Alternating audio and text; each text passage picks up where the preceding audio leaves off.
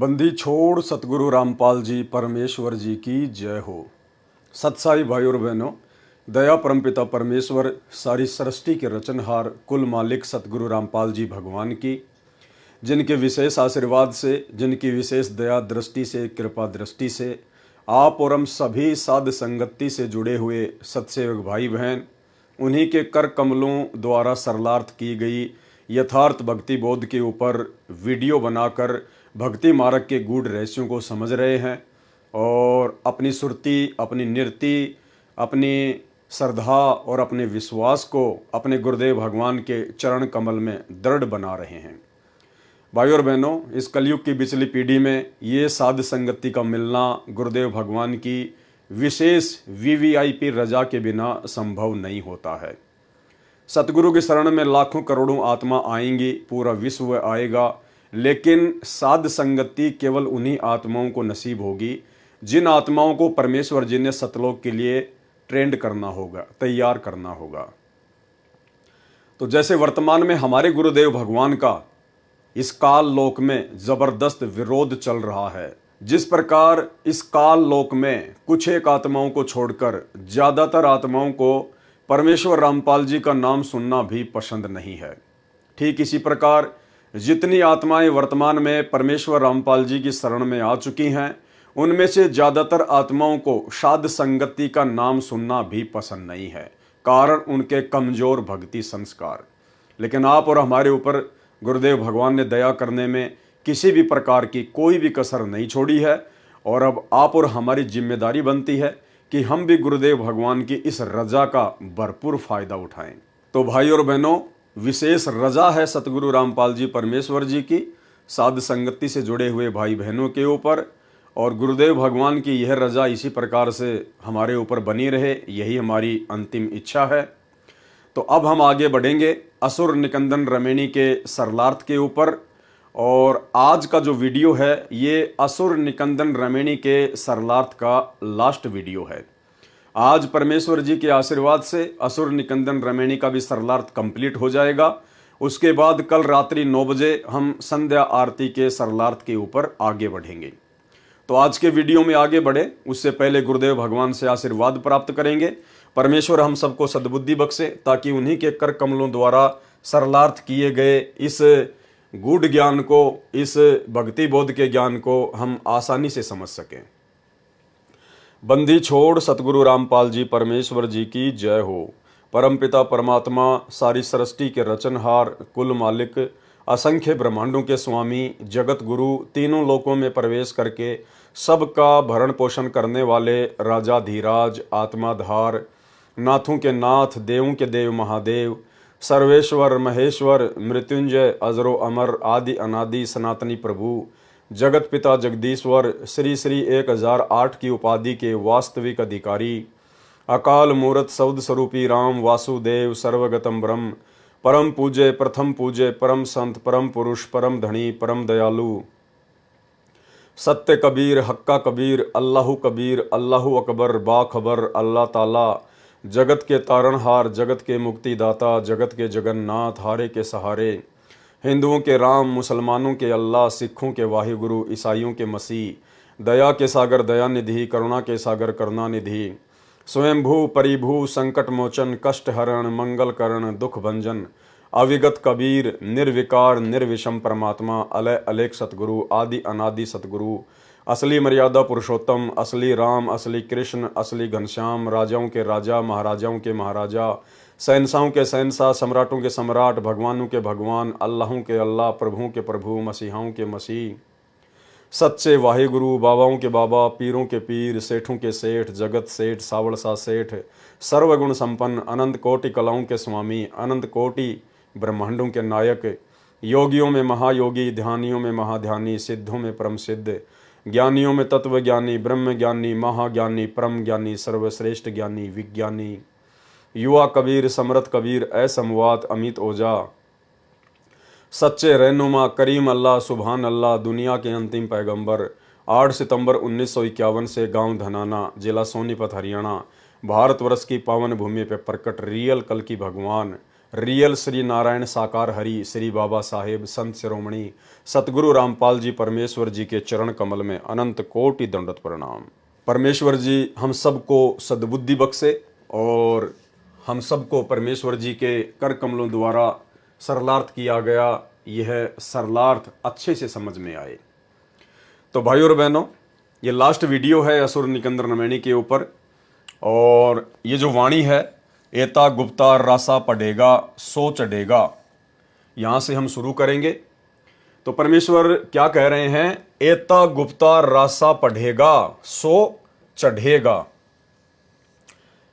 इतना गहरा उलझा हुआ ये जो ज्ञान है, जो इस ज्ञान को पढ़ेगा समझेगा, गुरुदेव कहते हैं सो चढ़ेगा, यानी वही अध्यात्म की ऊंचाइयों को छुएगा, वही भक्ति मार्ग को सही प्रकार से समझ पाएगा, और वही आत्मा पतिव्रता पद पर चलकर अपने गुरु को ही परमात्मा मानकर भक्ति मार्ग में सफलता प्राप्त कर पाएगी। एता गुप्ता रासा पढ़ेगा। तो कौन सा वो उलझा हुआ ज्ञान, कौन सी वो अनसुलझी हुई बातें जो आज से पहले पहेलियां बनी हुई थी।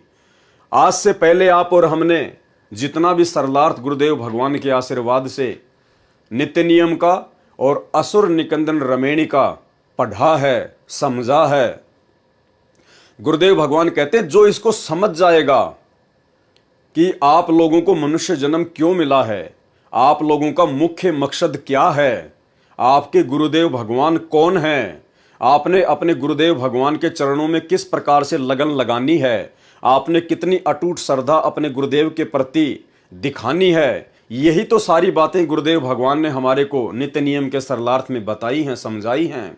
और असुर निकंदन रमैनी के अंतर्गत गुरुदेव भगवान ने हमें इन तमाम 21 ब्रह्मांड की वैश्विक शक्तियों की समर्थता के विषय में बता दिया, और कह रहे हैं कि इतना सब कुछ जान लेने के बाद एता गुप्ता रासा पढ़ेगा। इतना सब कुछ ये गहरा उलझा हुआ ज्ञान जो गुरुदेव के द्वारा सुलझा दिया गया है, जिसको पढ़ने के बाद यदि कोई आत्मा सही प्रकार से भक्ति मार्ग पर चलेगी तो चढ़ेगा, सो चढ़ेगा, यानी वही अध्यात्म में आगे चढ़ेगा, अध्यात्म की ऊंचाइयों को छुएगा। एता गुप्ता रासा पढ़ेगा सो चढ़ेगा। इस वाणी का सरलार्थ परमेश्वर जी ने आगे किया है।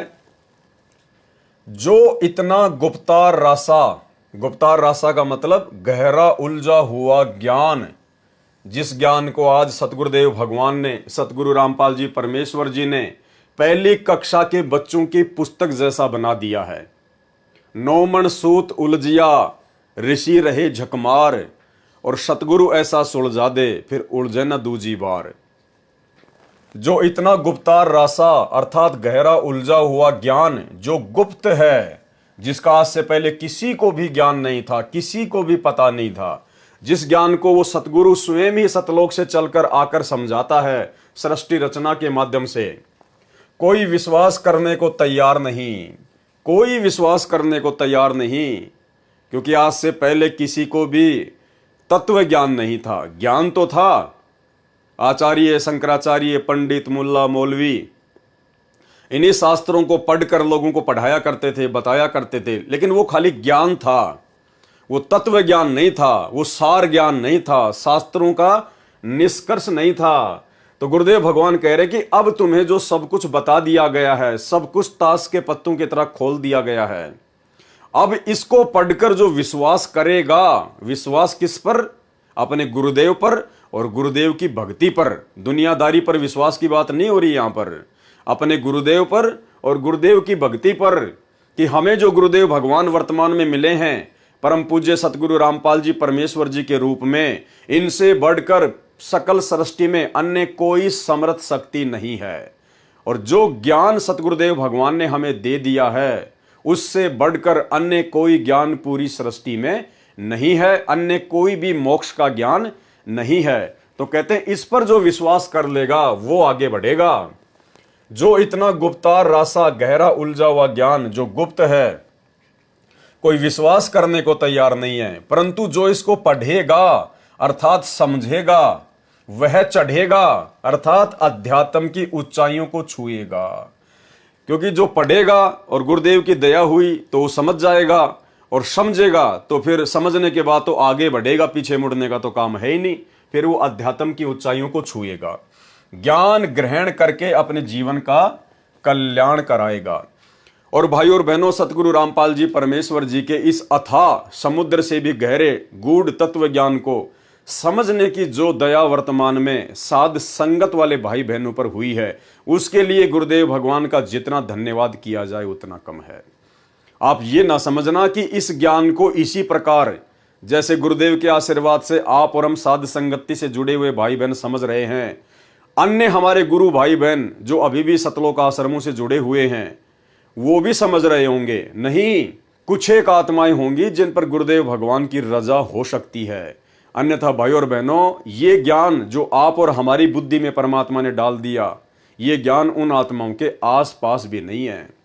वो केवल फॉर्मेलिटी के भगत हैं, केवल नाम के भगत हैं। गुरुदेव का नाम लेकर आप उनसे चाहे कुछ भी भक्ति विरुद्ध कर्म करवा लो, वो तैयार रहते हैं, सोच विचार नहीं करते बिल्कुल भी। एक पीला पर्चा निकालकर उसमें जय बंदी छोड़ की सतगुरुदेव जी का आदेश, ये 4 लाइन लिखकर आप नीचे चाहे कांग्रेस का सपोर्ट करवा लो, चाहे बीजेपी का सपोर्ट करवा लो, कुछ भी करवा लो, नो ऑब्जेक्शन। तो ये दया केवल आप और हमारे ऊपर हुई है। और दास आपको एक उदाहरण देकर समझाना चाहेगा कि क्यों ये ज्ञान सतलोक आश्रम मैनेजमेंट हरियाणा वालों को समझ में नहीं आ रहा। हाल ही एक कावड़ यात्रा का दौर जारी है, जो कि एक शास्त्र विरुद्ध साधना है। भगवान शंकर की जीवनी में या श्री शंकर पुराण में या अन्य जितने भी भगवान शंकर की जीवनी से संबंधित जो पुस्तकें हैं, उनमें किसी में भी कावड़ यात्रा का कोई जिक्र नहीं है। इस प्रकार की भक्ति साधना का कोई उल्लेख नहीं है। तो उसके लिए सतलोक आश्रम मैनेजमेंट हरियाणा से जुड़े हुए भाई बहन और सतलोक आश्रम मैनेजमेंट हरियाणा के जो प्रतिनिधि हैं, वो पोस्टर वगैरह बना बना कर डालते हैं सोशल मीडिया पर, वीडियो बना बना कर डालते हैं कि ये शास्त्र विरुद्ध साधना है और ये कावड़ वगैरह लाने से कोई फायदा नहीं है किसी भी प्रकार का, किसी भी शास्त्र में इसका कोई उल्लेख नहीं है। तो उनकी इस प्रकार की ये बचकाना बातें सुनकर, उनकी पोस्ट वगैरह देखकर मुझे बड़ा आश्चर्य हुआ, क्योंकि उन लोगों के मुख से इस प्रकार की शिक्षा अच्छी नहीं लगती। क्यों नहीं लगती? क्योंकि ये लोग तो खुद आन उपासना में दुनिया का सहयोग करते हैं, सतलोक आश्रम मैनेजमेंट हरियाणा वाले। और जो व्यक्ति खुद आन उपासना में आन उपासकों का सहयोग करता हो, जो व्यक्ति आन उपासना को बढ़ावा देता हो, उसके मुख से इस प्रकार की बातें शोभा नहीं देती है। आपको पता होगा, आज से 4-5 महीने पहले उत्तर प्रदेश के अयोध्या में श्री राम मंदिर के पास में इन्होंने श्री राम पुजारियों के लिए, विष्णु पुजारियों के लिए, उन आन उपासकों के लिए काफी दिन तक भंडारे की व्यवस्था की थी। यानी इनका कहना था कि भाई श्री राम पुजारियों, श्री रामचंद्र जी को मत छोड़ देना, विष्णु जी को मत छोड़ देना, ये बहुत अच्छी साधना है, तुम अयोध्या में आते रहो और हम तुम्हारे लिए हर प्रकार की व्यवस्था करते रहेंगे, तुम खाने पीने की बिल्कुल भी टेंशन मत लेना, लेकिन श्री रामचंद्र जी की भक्ति मत छोड़ना। इन्होंने कोई भी संदेश सतगुरु रामपाल जी परमेश्वर जी का जब तक इनका भंडारा चला, इन्होंने किसी को नहीं दिया। एक भी पुस्तक इन्होंने वहां पर संत रामपाल जी की किसी भी आन उपासकों को नहीं दी, क्योंकि इनको अच्छे से पता था कि यदि हम यहां श्री रामचंद्र जी के खिलाफ बोलेंगे, जो सतगुरु रामपाल जी परमेश्वर जी ने अपने सत्संगों में सच्चाई बताई है, यदि हम वो सच्चाई यहां बताएंगे तो हमारी खोपड़ी के बाल भी नहीं मिलेंगे।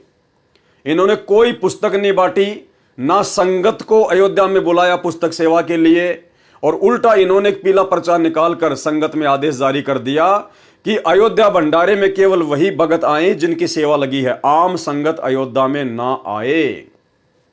अरे भाई, तुम्हें उस समय मानते हम भगत कि वास्तव में तुम्हें ज्ञान है और तुम सतगुरु रामपाल जी भगवान के दृढ़ भगत हो और तुम्हारा मकसद केवल ज्ञान प्रचार करना है।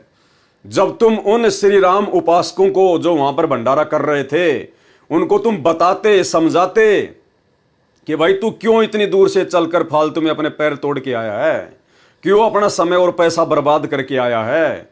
ये श्री रामचंद्र जी परमात्मा नहीं है, भगवान नहीं है, इनसे मोक्ष नहीं होना। ये तो ना जाने कितनी बार मर चुके हैं और मरने के बाद गधे कुत्ते सुअर बनते हैं। मैं तुम्हें उस समय मानता भगत कि वास्तव में तुम संत रामपाल जी के दृढ़ भगत हो और तुम्हारा मकसद केवल शास्त्र विरुद्ध साधना को जड़ से समाप्त करने का है और संत रामपाल जी के मिशन में कंधे से कंधा मिलाकर उनका सहयोग करने का है। लेकिन इस प्रकार की ज्ञान आधारित बातें तो तुम्हारे मुख से एक भी नहीं निकली। तो जब ये कावड़ यात्रा शुरू हुई, ये लोग कावड़ यात्रा को जो है शास्त्र विरुद्ध साधना बताने लगे, तो मुझे बड़ा आश्चर्य हुआ कि मुझे तो उम्मीद थी कि ये लोग हो सकता है रोड पर भंडारा लगाएंगे उनके लिए।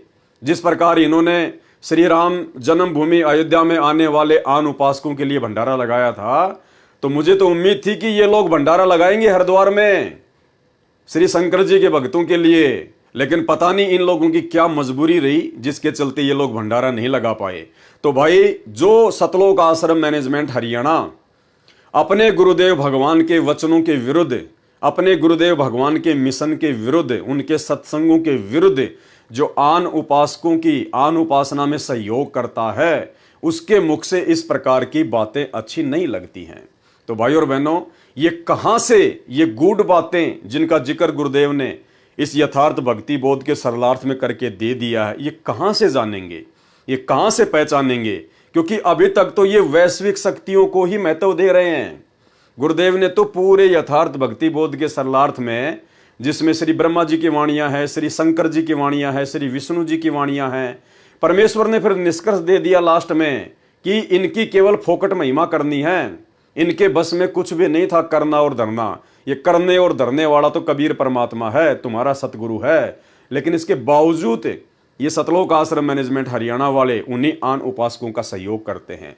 तो ये लोग इन वाणियों को, इस गूढ़ ज्ञान को, इस यथार्थ भक्ति बोध के सरलार्थ को नहीं समझ पाएंगे। ये दया तो गुरुदेव भगवान ने आप और हम साध संगति से जुड़े हुए भाई बहनों के ऊपर की है। तो क्या कह रहे हैं गुरुदेव? एता गुप्ता रासा पढ़ेगा सो चढ़ेगा। जो इतना गुप्तार रासा अर्थात गहरा उलझा हुआ ज्ञान जो गुप्त है, कोई विश्वास करने को तैयार नहीं है, परंतु जो इसको पढ़ेगा अर्थात समझेगा, वह चढ़ेगा अर्थात अध्यात्म की ऊंचाइयों को छुएगा, ज्ञान ग्रहण करके अपने जीवन का कल्याण कराएगा। तो गुरुदेव के इस सरलार्थ को पढ़कर समझकर आप और हम भाई बहनों को कितना आनंद आ रहा है। हमारा विश्वास भक्ति मार्ग पर अपने गुरुदेव के चरणों में दिन प्रतिदिन कितना दृढ़ होता जा रहा है। ये दया केवल आप और हमारे ऊपर है। अगली वाणी है, चंपेगा पर भूमि सीम, साक्षी कृष्ण पांचों पांडवों भारती भीम। परमेश्वर महाभारत के युद्ध का उदाहरण देकर आगाह कर रहे हैं कि यदि कोई नाजायज तरीके से किसी को दुखी करेगा या किसी की भूमि वगैरह पे कब्जा करेगा, तो कहते हैं उनकी भी वही हालत होगी जो हालत महाभारत के युद्ध में कौरवों की हुई।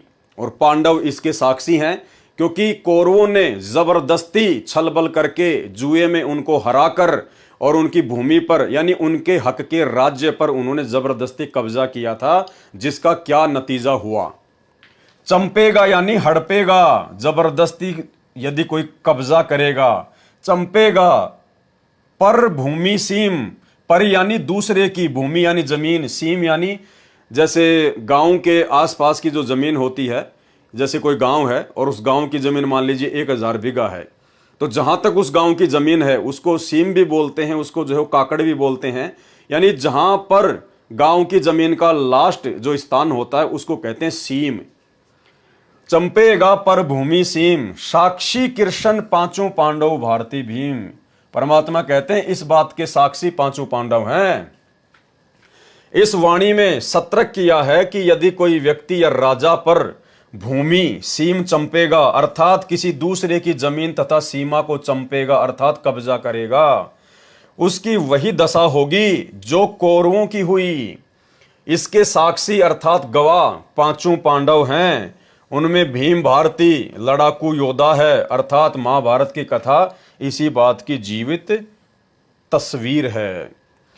अब भाई और बहनों, हमने इसको आध्यात्मिक दृष्टि से लेना है। और इसका आध्यात्मिक पहलू क्या है? जैसे आप और हम सत्सेवक भाई बहन अपने गुरुदेव भगवान की महिमा करते हैं, अपने गुरुदेव भगवान की महिमा को जन जन को सुनाने के लिए, भगत भाई बहनों को बीच में बैठाकर विशेष ज्ञान चर्चा करने के लिए, गुरुदेव के सत्संगों के ऊपर विशेष चर्चा करने के लिए आप और हम भाई बहन साध संगतियां किया करते हैं। लेकिन बीच में आपने देखा कि सतलोक आश्रम मैनेजमेंट हरियाणा काल प्रेरणा से जबरदस्ती बिना किसी बात के ना हम उनको कभी न्योता देते थे, ना हम कोई उनके खिलाफ कोई काम करते थे। हम केवल अपने गुरु जी की महिमा करते थे। लेकिन इन लोगों को बिल्कुल भी रास नहीं आता था और काल प्रेरणा से इन्होंने हमारी हर साध संगति में लगभग हर साध संगति में व्यवधान डालने का प्रयास किया। कभी ये खुद आ जाते लेके लठ, तो कभी ये पुलिस प्रशासन को बीच में डाल देते। हर बार इन्होंने हमारा विरोध किया, यानी इन्होंने जबरदस्ती हमारे को परेशान करने का कुप्रयास किया। तो परमेश्वर कहते हैं जो अगर जबरदस्ती किसी के साथ में करेगा तो उसके साथ में आने वाले समय में ऐसा ही बनेगा। अगली वाणी है, द्रौपदी के खप्पर में मेदनी समायसी, 64 योगनी मंगल गायसी। द्रौपदी के खप्पर में मेदनी समायसी, यानी महाभारत के युद्ध की मुख्य जो सूत्रधार थी, जिसके कारण ये महाभारत के युद्ध का जन्म हुआ, वो है द्रौपदी। और द्रौपदी को गुरुदेव भगवान ने ये दुर्गा का अंश बताया, दुर्गा का अवतार बताया। तो कहते हैं उस द्रौपदी का खप्पर भरने के लिए मेदनी समाइस, यानी 18 करोड़ सेना उसके खप्पर में डाल दी गई, काट काट के, मार मार के। और 64 योगनी मंगल गायसी, और उसके बाद 64 योगनियां, ये कोई देवियां होती हैं, ये फिर मंगल गान गाने लगी खुश हो के। महाभारत की घटना को फिर संक्षेप में बताया है कि जो राजा या प्रजाजन किसी की जमीन राज पर कब्जा करेगा, जैसे द्रौपदी ने खप्पर ले रखा था, केस खोल दिए थे, अपने 5 पतियों से कह दिया था कि जिस दिन दुशासन का वध किया जाएगा तब ये केस बांधूंगी, तब मैं अपने बाल बांधूंगी, अपनी चोटी बांधूंगी। उसकी जिद के कारण उसका खप्पर भरने के लिए मेदनी अर्थात सेना मारी गई और सब सर्वनाश हो लिया था। उस समय 64 जोगनियों ने मंगल राग गाए थे, खुशी मनाई थी। इसी प्रकार यदि कोई गलती करेगा तो और द्रौपदी बनकर ऐसा नाश कराएगी, फिर 64 जोगनी मंगल गान गाएगी। यानी हम भक्तों को भी अपने सामाजिक जीवन में परमात्मा विशेष तौर पर आगाह कर रहे हैं कि जैसे भक्तों का भाई बंटवारा होता है, जमीन का बंटवारा होता है, संपत्ति का बंटवारा होता है, तो भक्तों ने अपने हक के अलावा दूसरे का 1% भी हक नहीं मारना है। जितना हमारे भाग्य में है, जितना हमारे हिस्से में है, केवल उतना ही हमने स्वीकार करना है। और भगत को तो यदि कोई नीचे भी दबाना चाहे, नीचे भी झुकाना चाहे, यदि 19-20 भी भगत के साथ में करना चाहे, तो भगत ने लड़ाई झगड़ा नहीं करना चाहिए, राग द्वेष नहीं करना चाहिए। परमात्मा का प्रसाद मानकर जितना भाग्य में है उतना स्वीकार कर लेना चाहिए। क्योंकि ये जमीन, ये जायदाद, ये संपत्ति हमारा पेट नहीं भरेगी, हमारा साथ नहीं देगी। कल को जब अकाल पड़ जाएगा उस समय ये जमीन आपको खाने को नहीं देगी। वो पैसा, वो घर में रखा हुआ कैश, वो सोना चांदी आपके पेट की भूख नहीं मिटाएगी। आपके सतगुरु के आशीर्वाद से और आपकी भक्ति से आपका कल्याण होगा। आपके हर कार्य को परमात्मा सफल बनाएंगे। तो भक्तों ने हर स्थिति में संयम दिखाना चाहिए।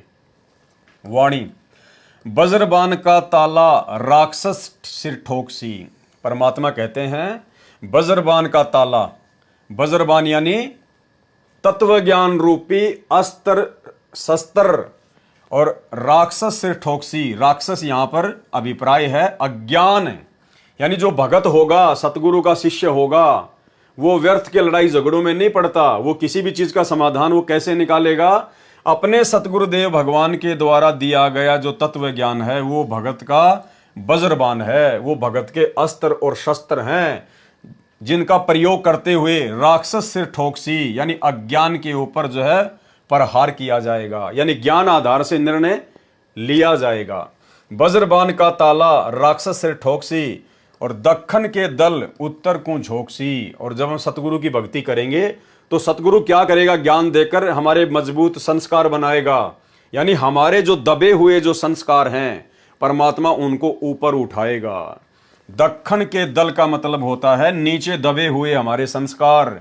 उत्तर को झोंकसी यानी परमात्मा ऊपर को उठाएगा। यहां पर दक्खन और उत्तर का मतलब ये दिशाओं से नहीं है। दक्खन के दल का मतलब है भगत के नीचे दबे हुए भक्ति संस्कार, जो आज से पहले ऊपर नहीं आ रहे थे। जब तक हम सतगुरु की शरण में नहीं आए तो हमारे भक्ति संस्कार नीचे दबे हुए थे, और जैसे हम सतगुरु की शरण में आए तो हमारे भक्ति संस्कार उनसे उपदेश लेते ही ऊपर को आ गए। हमारे अंदर भक्ति के लक्षण, भगत के लक्षण जो है वो प्रकट होने लग गए। वज्रबाण का ताला राक्षस सिर ठोकसी, दक्खन के दल उत्तर को झोंकसी।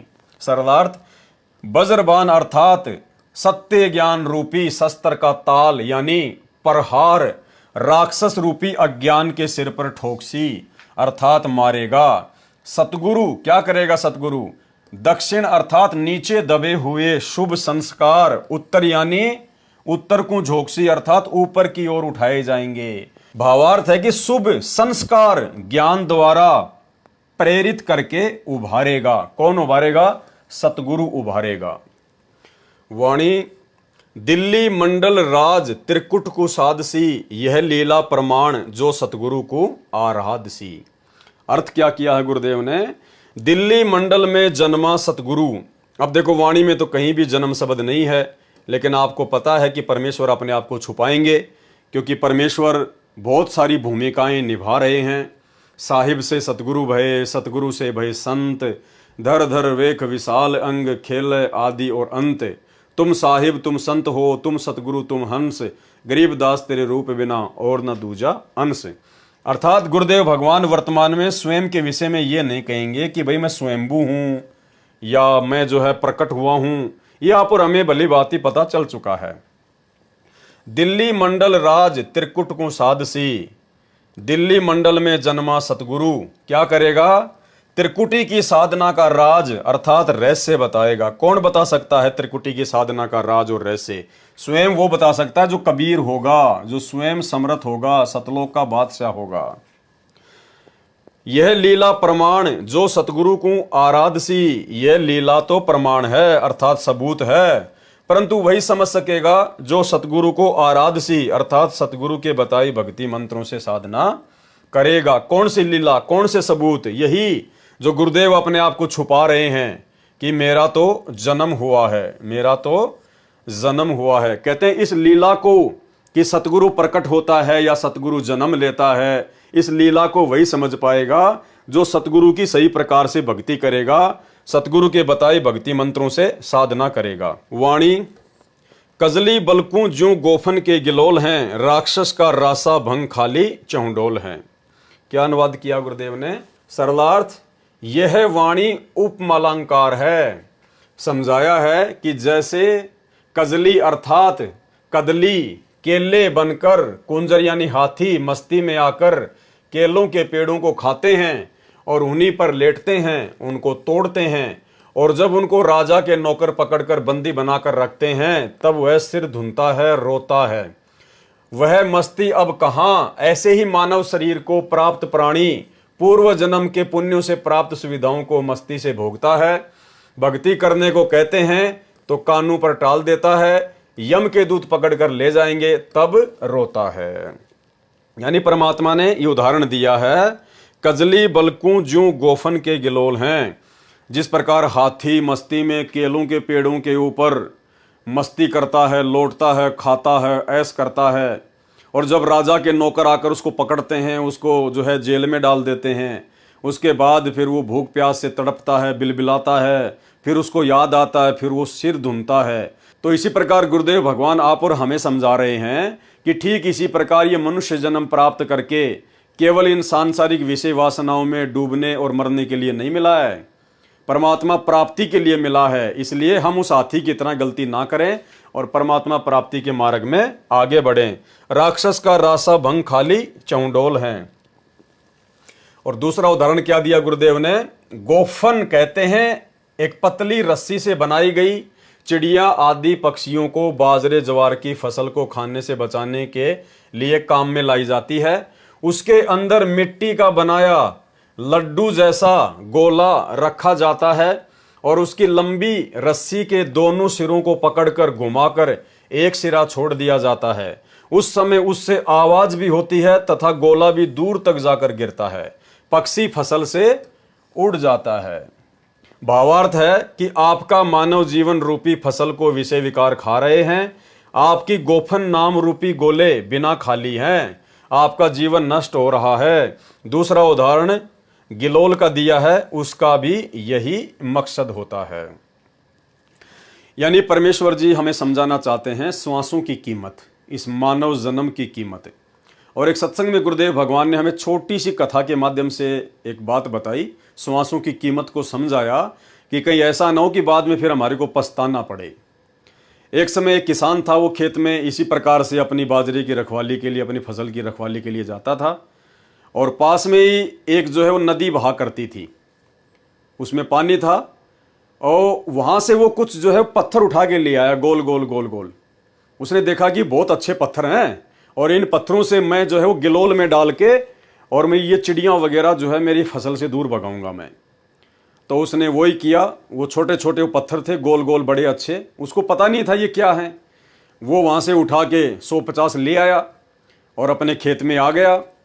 अब वहाँ से उसको डाल के वो गिलोल में और ऐसे मारने लगा, जहाँ भी कोई चिड़िया बैठे, कोई कबूतर बैठे, तो उनको मारने के लिए, उनको उड़ाने के लिए वो फिर वो पत्थर उठाए गोल गोल और उसमें वो गिलोल में लगाए और ऐसे जोर से छोड़ दे। दूसरी तरफ वो नदी बह रही थी जहाँ से वो लाए था उठा के पत्थर। अब जैसे ही वो मारे, वो पत्थर सीधा उस नदी में जाके गिरे और वो बह जाए। तो ऐसे करते करते लगभग उसने सारे पत्थर जो है उसने नदी में फेंक दिए। मुश्किल से 2-4 ही जो गोल गोल पत्थर थे वो उसके पास में रखे हुए थे। बहुत ही वो गरीब था बेचारा। और उसकी जो पत्नी थी दोपहर में उसका खाना ले आई, साथ में उसका छोटा बच्चा था, वो आ गया। किसान खाना खाने लग गया, बच्चा जो है वो खेलते खेलते खेलते खेलते पत्थर हाथ में ले लिए। और जब उसकी माँ वापस जाने लगी तो उस बच्चे ने एक पत्थर जो है वो अपनी जेब में डाल लिया, पत्थर समझकर। घर पे आ गई वापस। अब कुछ भी दाना नहीं, कोई अनाज नहीं। वो एक दुकान पे गई, एक लाला जी के पास में, बच्चा साथ में था, बच्चे के हाथ में वो पत्थर था। तो लाला जी से कहने लगे, लाला जी मुझे कुछ आटा वगैरह, दाल वगैरह उधार दे दीजिए। तो लाला जी ने कहा, भाई तुम्हारी पहले बहुत ज़्यादा उधार हो रही है, मैं बिल्कुल भी नहीं दूंगा, पहले का हिसाब चुकती करो। और बच्चे के हाथ में जो है वो पत्थर था, वो चमकीला सा। और उधर लाला जी के पास में उसका कोई रिश्तेदार आया हुआ था, वो भी कोई व्यापारी था। तो उस बहन ने कहा कि लाला जी पैसे तो मेरे पास फिलहाल नहीं हैं, ये पत्थर बहुत चमकीला है, बहुत अच्छा है, आप अगर ये पत्थर आपके काम का हो तो आप इसका कोई बाट वाट बना लेना, अपना कोई तोलने का, कोई 100 ग्राम या 200 ग्राम की जगह आप इसको काम में ले लेना, अपना जो है बट्टा बना लेना इसकी जगह। और बोला मुझे कुछ दे दो। तो उस बनिए ने कहा कि मेरे पत्थर क्या काम का, मैं क्या करूंगा इस पत्थर का, मुझे तो पैसे चाहिए। अब वो जोरी था जो बनिए का रिश्तेदार था, जब उसने बच्चे के हाथ में वो चमकीला पत्थर देखा तो तुरंत उसने उस पत्थर को लिया और उसको चेक किया, और चेक करके कहा कि भाई तुझे कहाँ से मिला ये पत्थर। बोला जी ये तो ऐसे ऐसे खेत में मेरा पति जो है चिड़िया वगैरह उड़ाता है, और वो नदी में बह के आए थे और वो इनसे जो है चिड़िया वगैरह भगाता है। बोला बहन तेरे को जितना सामान चाहिए इस दुकान में, 1 महीने का, 2 महीने का, तू एक गाड़ी बैलगाड़ी जितनी भर के लेके जा सकती है तू ले जा, और ये पत्थर तू मुझे दे दे। अब वो तो खुश हो गई कि लाला जी तो लगता है पागल है, और उसने वो पत्थर दे दिया। और वो तो भर के सामान महीने भर कर अपने घर पे ले आई। और बाद में जोहरी ने उस लाला जी को बताया कि भाई ये सामान्य पत्थर नहीं है, ये तो लाल है, लाल है, इसकी तो 9 करोड़ की कीमत है, 9 करोड़ की कीमत है। तो उस बहन को बैलगाड़ी भर के महीने भर का पूरा सामान दे दिया।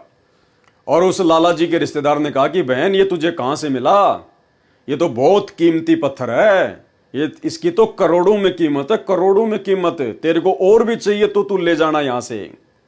ये कहकर उस बहन को सामान दे दिया, और बहन तुरंत दौड़ के खेत में गई कि भाई वहां तो और पड़े हैं ऐसे ऐसे। वो तुरंत दौड़ के गई खेत में, और वो भाई साहब उनको पत्थर समझ के सबको नदी में फेंक चुका था। उसने जाके बताया, सारी कहानी बताई कि ऐसे ऐसे इस पत्थर की तो इतनी कीमत थी, और घर पे चल के देखो गाड़ी भर के सामान दे दिया लाला जी ने, जो अपन 5 साल में भी फसल में पैदा नहीं कर सकते थे। उसके बाद में वो सिर धुन के रोने लगा, क्योंकि उसने सारे पत्थर अज्ञानता में, नादानी में, नासमझी में उसने वो नदी में फेंक दिए। फिर दौड़ के वो नदी की तरफ गया, वहां उसको कुछ नहीं मिला। बाद में वो सिर धुन धुन के रोने लगा। तो भाई और बहनों, ठीक इसी प्रकार परमात्मा समझा रहे हैं कि बिना सच्चे सदगुरु की शरण के और बिना सतनाम के आपकी जो ये अनमोल श्वासें हैं, ये हीरे मोती लाल हैं श्वासें।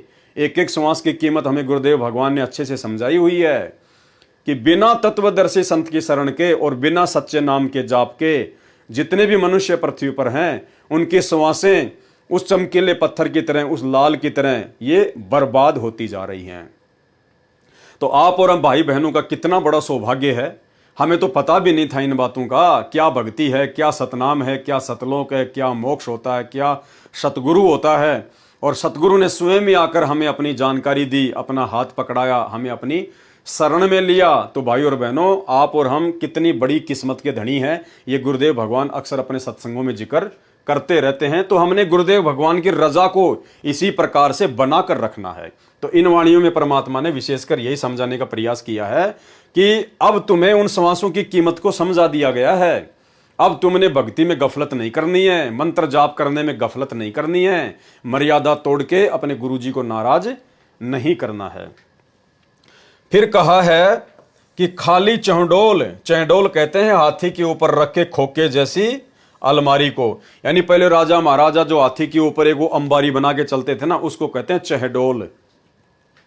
उसको अंबारी भी कहा जाता है, वह भी खाली है। अर्थात आपके पास मानव शरीर रूपी हाथी भी है, उसके ऊपर बुद्धि रूपी चहडोल भी है, परंतु उस चहडोल में बैठने वाला राजा अर्थात मन तो गधों की सवारी कर रहा है। अर्थात मानव शरीर भी है, ये बुद्धि रूपी उसके ऊपर ये अंबारी भी है, लेकिन जब तक सतगुरु नहीं मिलता, जब तक सतगुरु का तत्व ज्ञान नहीं मिलता, तब तक इस मानव शरीर से ये काल, ये मन गधे की सवारी करता है, उल्टी साधना करवाता है, उल्टे कुकर्म ही करवाता है।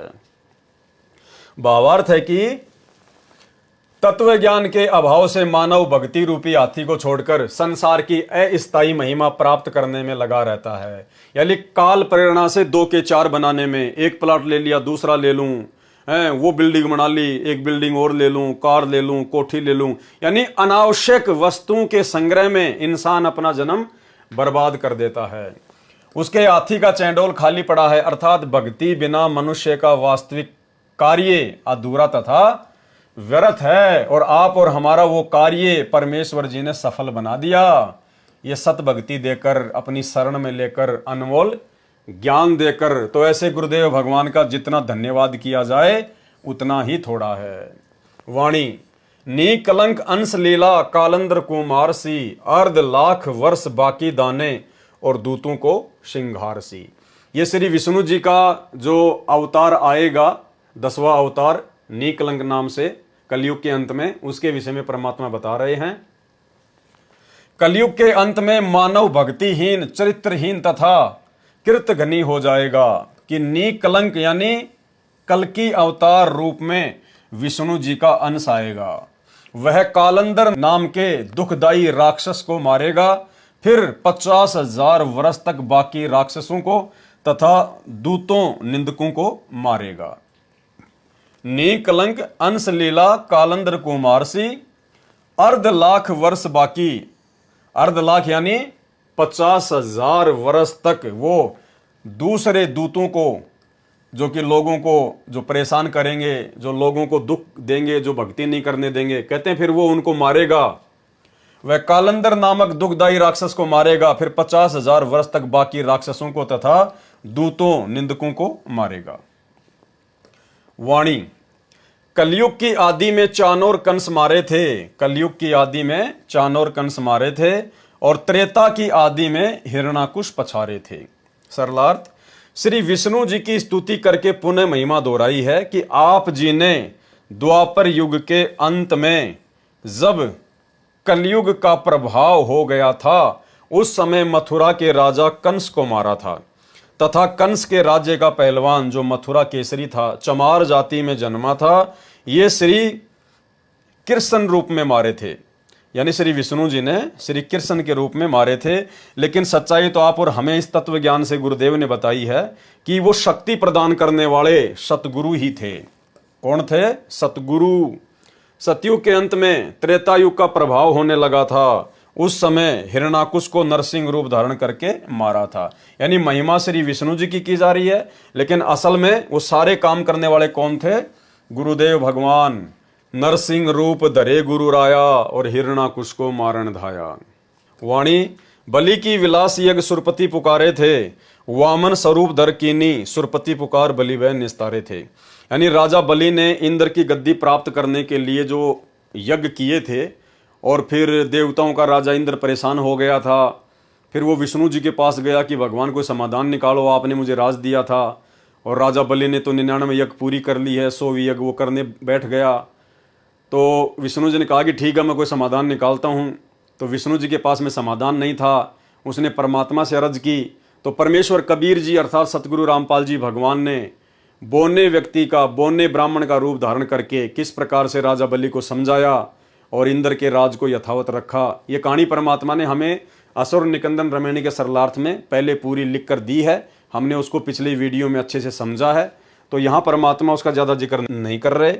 बलि की विलास यज्ञ सुरपति पुकारे थे, वामन स्वरूप धर कीनी, सुरपति पुकार बलि बैन निस्तारे थे।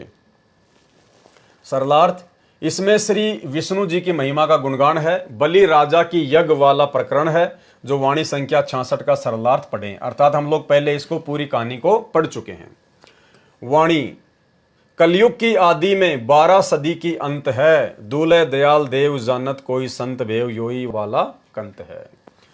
कलयुग की आदि में 12 सदी की अंत है, यानी परमात्मा समझाना चाहते हैं जब भी कोई युग समाप्त होने वाला होता है, उससे 1200 वर्ष पहले नेक्स्ट युग का प्रभाव शुरू हो जाता है। जैसे मान लीजिए कि त्रेता युग की जो समाप्ति होती है, उससे 1200 वर्ष पहले उसमें द्वापर युग का जो प्रभाव है वो शुरू हो जाता है। और जब द्वापर युग की समाप्ति का समय आता है, तो उससे 1200 वर्ष पहले उसमें कलयुग का जो प्रभाव है वो स्पष्ट रूप से दिखाई देने लग जाता है। कलयुग की आदि में 12 सदी की अंत है, यानी जब कलयुग की शुरुआत होनी थी, उससे पहले द्वापर युग में 1200 वर्ष पहले ही इस कलयुग का जो प्रभाव है वो दिखाई देने लग गया था। यानी ये हर युग में होता है। परमात्मा ने बताया जब भी किसी नए युग का प्रारंभ होना होता है, उससे 1200 वर्ष पहले उस नेक्स्ट युग का जो प्रभाव है वो दिखाई देने लग जाता है। दूल्हे दयाल देव जानत कोई संत भेव यूं ही बाला कंत है। लेकिन वो परमात्मा, वो दयालु, वो सबका स्वामी, वो परमेश्वर जिसने सबको बनाया, जिसने सबको रचा, वो हमेशा एक जैसा रहता है, उसकी स्थिति में कोई बदलाव नहीं होता है। सरलार्थ, जैसा कि वाणी संख्या 120 में बताया है कि प्रत्येक युग के अंत में अगले युग का जो प्रभाव है वो गिरने लगता है। प्रत्येक युग के अंत में, जैसे द्वापर युग का अंत, तो द्वापर युग के अंत से 1200 वर्ष पहले उसमें जो है कलयुग का जो प्रभाव है वो दिखाई देने लगेगा। त्रेता युग का अंत, तो जैसे त्रेता युग का अंत होने वाला होगा तो 1200 साल पहले ही उसमें द्वापर युग का जो प्रभाव वो दिखाई देने लग जाएगा। सतयुग का जैसे अंत होने वाला होगा तो 1200 वर्ष पहले उसमें त्रेता युग का जो प्रभाव है वो दिखाई देने लग जाएगा। प्रत्येक युग के अंत में अगले युग का प्रभाव गिरने लगता है। द्वापर युग में लगभग 1200 साल पहले कलयुग का प्रभाव हो गया था और उसी के प्रभाव में कंस ने अत्याचार किए। महाभारत जैसा अनर्थ अत्याचार हुआ, कभी पांडव जंगल में, कभी अज्ञातवास में, फिर महाभारत का युद्ध किया, फिर हिमालय में गलकर मरे। इसलिए कहा है कि द्वापर में 12 यानी 12 से कलयुग जैसा वातावरण रहा है। 1200 वर्ष पहले ही कलयुग जैसा वातावरण जो है द्वापर युग में शुरू हो गया था, जो द्वापर का अंत तथा कलयुग की आदि यानी शुरुआत कहा गया है। परंतु दूल्हे दयाल देव अर्थात सर्व आत्माओं को दूल्हा अर्थात पति परमेश्वर दयालु परमात्मा यो ही वाला कंत है, अर्थात यह वाला, यह जिसकी महिमा संत गरीबदास जी वास्तव में करना चाहते हैं। तो संत गरीबदास जी अपने सतगुरु की महिमा करना चाहते हैं। तो गरीबदास जी कहना चाह रहे हैं कि जो सतगुरु मुझे मिला था, जो कंत, जो स्वामी, वो सदैव एक समान रहता है, उसकी शक्ति में, उसकी स्थिति में कोई परिवर्तन नहीं आता है। यो ही वाला कंत यानी स्वामी परमात्मा, अर्थात ये वाला मतलब जिसकी महिमा संत गरीबदास जी वास्तव में करना चाहते हैं। यानी फोकट महिमा तो इन देवताओं की चल रही है रमणी के माध्यम से, लेकिन वास्तव में सब कुछ करने धरने वाला कौन है? गरीबदास जी का सतगुरु, अर्थात वही सतगुरु आज हमें मिला है। तो सतगुरु रामपाल जी परमेश्वर जी ही वास्तव में वो कंत है, वो स्वामी है, वो समर्थ परमात्मा है जो इन सब के कार्यों को सफल बनाता है। लड़के मूसल दादाजी वाला उदाहरण है, इसलिए कहा है कि वास्तव में कंत अर्थात पति है, परमेश्वर है। इस भेव अर्थात रहस्य को कोई तत्वदर्शी संत ही जानता है। तो ये रहस्य आज गुरुदेव भगवान ने हम सभी भाई बहनों को बता दिया है, अपने तत्व ज्ञान से परिचित कर दिया है। वाणी दिल्ली के तकत छत्र फेर भी फिराइसी, खेलत गुप्तार सैन भंजन स फोकट फैन, मैयल राजबाला पुरुष सतगुरु दिखलाई सी। ये आने वाले समय के विषय में परमेश्वर ने बताया है कि दिल्ली के तकत यानी सिंहासन पर छत्र फेर भी फिराई सी, यानी आदरणीय गरीबदास जी कह रहे हैं कि जो मेरा सतगुरु है, जो मुझे जिंदा बाबा के रूप में मिला, जो कबीर परमात्मा, आगे चलकर वो दिल्ली मंडल में जाएगा, सतगुरु दिल्ली मंडल आईसी। और उस समय जब उनका वो समय आएगा जो निर्धारित समय उन्होंने रखा हुआ है, कहते हैं उस समय वो दिल्ली के सिंहासन पर, दिल्ली की गद्दी पर वो बैठेगा और उसके सिर पर जैसे पहले राजा महाराजाओं की तरह वो छत्र फिरा करते थे, ऊपर चांदनी रहा करती थी, पीछे सेवक रहा करते थे। जैसे हम लोग देखा करते थे राजा महाराजाओं के पीछे हवा करते रहते थे, ऊपर एक गोल गोल गोल गोल सा वो छत्र होता था, सिर पर मुकुट होता था। तो कहते हैं आने वाले समय में, यानी वर्तमान समय के लिए कह रहे हैं, जो अभी बहुत नजदीक है, 2028 के बाद तुरंत वो समय शुरू हो रहा है। कहते हैं उस समय वो सतगुरु, कौन सतगुरु? सतगुरु रामपाल जी परमेश्वर जी, जिनके हाथ में पूरे विश्व की बागडोर होगी। भारत सभी देशों का अग्रणी होगा, सभी देशों का मुखिया होगा, भारत देश जगत गुरु बनेगा, विश्व गुरु बनेगा सतगुरु रामपाल जी परमेश्वर जी के सानिध्य में। तो कहते हैं उस समय वो सतगुरु दिल्ली के सिंहासन पर बैठेगा और पुराने राजा महाराजाओं की तरह उनके शीश पर मुकुट होगा, छत्र फिरेगा। दिल्ली के तकत छत्र फेर भी फिराइसी, खेलत गुप्तार सैन भंजन स फोकट फैन। कह रहे हैं ये बातें सारी आपको संकेत में समझाई जा रही हैं, यानी समझने वाले समझ गए कि वो सतगुरु कौन है और क्या होगा। मैयल राजबाला पुरुष सतगुरु दिखलाई सी। मैयल राजबाला का मतलब है जो व्यक्ति, जो भगत राजकाज करने में जो परफेक्ट होगा, जो निपुण होगा, पुरुष सतगुरु दिखलाई सी, उसको वो सतगुरु दिल्ली का राजा बनाएगा। वो सतगुरु डिसाइड करेगा कि कौन व्यक्ति दिल्ली का राजा बनने के योग्य है, जो राजकाज में निपुण होगा उसको सतगुरु दिखाएगा। उसका जो तिलक है वो सतगुरु करेगा कि भैया ये बनेगा दिल्ली का राजा, ये करेगा दिल्ली का राज। सतगुरु यहां पर राज करने नहीं आता है। सतगुरु कौन? कबीर परमात्मा। जितनी भी आत्माओं को परमात्मा सतलोक में लेकर गए, जो आत्मा यहां के सुख को बड़ा फाइनल मान रही थी, और जब उन्होंने सतलोक में ठाट बाट देखे, वहां के विलास देखे, और जब नीचे देखा तो गंदगी का ढेर नजर आया, 21 ब्रह्मांड, यहाँ के सुरग महासुरग। और परमात्मा जब उनको कहने लगे कि भाई अब आप जाओ, अपने भाई बहनों को समझाओ और भक्ति करके वापस आओ, तो धर्मदास जी ने क्या कहा? उनकी बिल्कुल भी इच्छा नहीं बनी यहाँ नीचे आने की, जबकि धर्मदास जी तो उस समय सबसे बड़े सेठ थे। गुरुदेव भगवान ने बताया कि बांधवगढ़ के राजा महाराजाओं पर जब कोई आपत्ति आ जाती थी, कोई अकाल वगैरह पड़ जाता था, तो धर्मदास जी के पूर्वजों से आर्थिक सहायता लिया करते थे, इतने धनी थे। 17 अरब की संपत्ति बताई परमात्मा ने धर्मदास जी की, 17 अरब, यानी आज के अनिल अंबानी तो उनके नौकर के जैसे हैं। उस समय की 17 अरब 600 साल पहले की। आज यानी मुकेश अंबानी, अनिल अंबानी की संपत्ति तो बिल्कुल 5% भी नहीं है। और उस धर्मदास ने जो यहां एक राजा के जैसा जीवन जी रहा था, सेठ था, और जब उसने ऊपर से नीचे देखा, वहां का ठाट बाट देखा सतलोक का, तो कहने लगा मोहे राख लियो महाराज हमसे बिगड़ी है, कि ये परमात्मा अब मुझे वहां ना भेजो, मोहे ना भेजो भगवान हमसे बिगड़ी है। तो ऐसे सर्व सुख संपन्न सतलोक का राजा सतगुरु रामपाल जी भगवान, ये कबीर परमात्मा दिल्ली का राज करेगा क्या? हिंदुस्तान का राज करेगा क्या? ये गंदी दुनिया का राज करेगा क्या? जिस परमेश्वर का राज्य अटल है, अचल है, स्थायी है, सर्व सुख है, जो सृष्टि में है ही नहीं कहीं और नीचे के लोकों में, तो वो परमात्मा क्या इस गंदगी के ढेर का राज करेगा क्या? इस गंदे लोक में राज करने आता है क्या? लेकिन वो राज परमात्मा देगा किसको? अपने भगत को देगा। अब भाई और बहनों, भगत तो आप और हम भी हैं, भगत तो सतलोक आश्रम मैनेजमेंट हरियाणा वाले भी हैं, लेकिन यह भी बहुत बड़ी परीक्षा होगी उस समय।